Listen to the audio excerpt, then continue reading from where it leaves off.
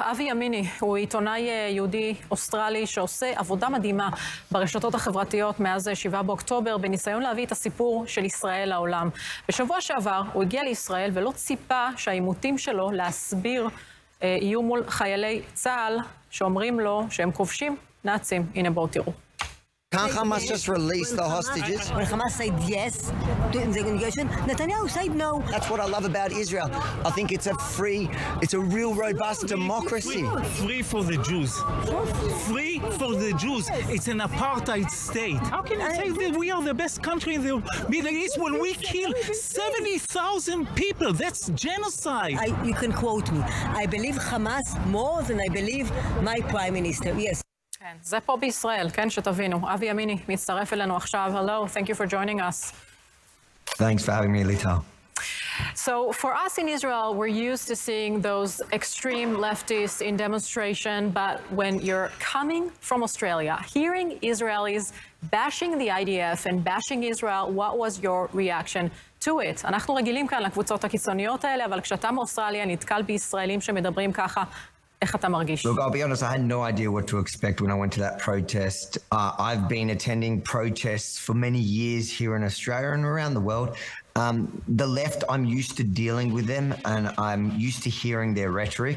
A lot of attendees there that were leftists, and what became clear there is that they were they were anti-Bibi, and there was a question that I consistently asked all of them: were you at the protests prior to October 7? Just to get an idea if they were protesting against the Netanyahu government before October 7, and if this was, I'm not saying that they don't care about the hostages, but if this was just like an extension of the Bibi Netanyahu protest from prior to October 7, and everybody I asked said yes.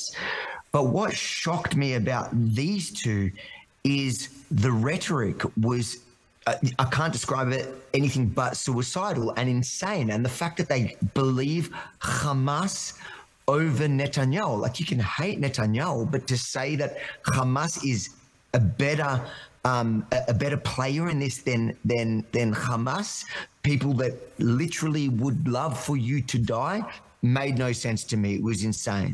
Yeah, unbelievable. And especially when you see anti-Israeli riots in Sydney and Melbourne, do you feel these Israelis are giving ammunition to the demonstrators in Australia? אתה חושב שהאמירות של המפגינים הישראלים נותנים תחמושת למפגינים שם באוסטרליה? So what was interesting to me was the next day, and I've seen this throughout this war, is the same piece of footage. One side goes, wow, look how crazy this is. And the other side says exactly what you were alluding to, going, you see, even Israelis know that they're evil. Even Israelis know that their own government are worse than Hamas. To be fair to the rest of the protesters that I met that night, the rest of them all love Israel.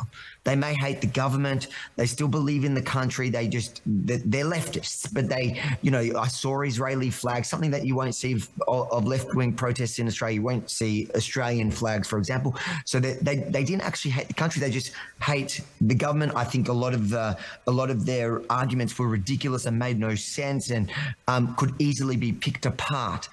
But that couple and that particular group that were there, those people were pushing it just as far as the biggest Jew haters. The only other people that talk like them are people that genuinely hate Jews in Australia, people that celebrate the death of Jews. And as a Jew living in Australia, what's the general feeling of the Jewish community after last week when Albanese's government declared they're recognizing a Palestinian state? מה התחושות של הקהילה היהודית באוסטרליה אחרי שהכירו שם במדינה פלסטינית? People have become used to being disappointed in the government. The last 2 years has been an escalating anti-Israel policy by the Albanese government. I think people are hurt, sad and scared. And I think you're probably going to see many more aliyah from Australia to Israel. Which is, to me, I know Israelis might be happy with that. To me, that's sad. Okay, they're always welcome here. Avi Yamini, I want to thank you for this interview and for all of your great work that you're doing, raising the awareness of everything that is happening in Israel. Thank you, Lital.